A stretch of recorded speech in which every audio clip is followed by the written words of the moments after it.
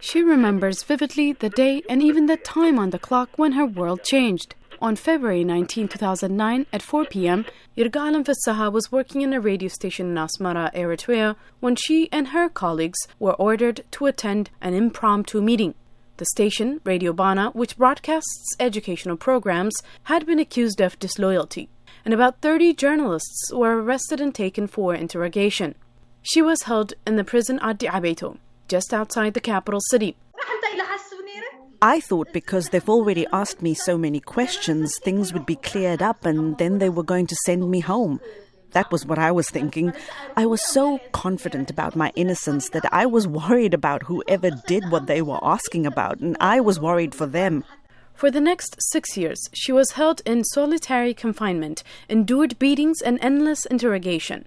She and other Radio Bana journalists were accused of communicating with an opposition radio station.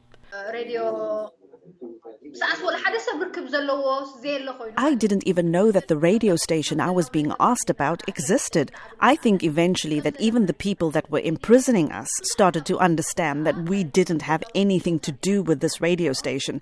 But because they weren't courageous enough to tell us that we were mistakenly imprisoned, they started asking us about our thinking and even writings that we had in the past. Yirgalem's case is not isolated. According to the Committee to Protect Journalists, 16 journalists are currently being held in prison in Eritrea, making it the worst jailer of journalists in sub-Saharan Africa. Much of the free press in the country was shut down in September 2001 during a crackdown when 7 newspapers were shut down and numerous journalists arrested. Temesgen Debesai, a former anchor for state-run Area TV, now living in London, said that inside the country, it was impossible to report on or advocate for jailed journalists. To this day, nobody knows where they are, whether they're alive or not. But this is not the kind of story that you're not allowed to cover. It was just brushed under the carpet and no one was ever to hear about them again.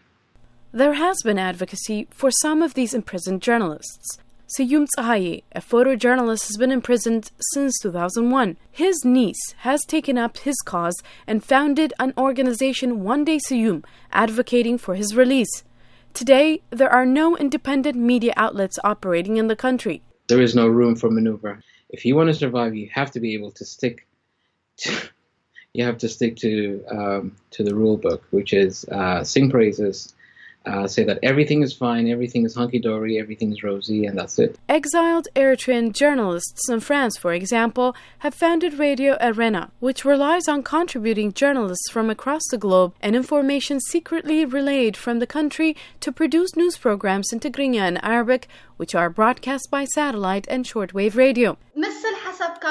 For us, it's been almost 20 years since it's been formally forbidden to express our ideas. And within the past 20 years, we have forgotten that it is our right to express ideas. And we've become like we have no right to think, no right to listen, and we have no right to be silent. Salem Solomon, VOA News, Washington, D.C.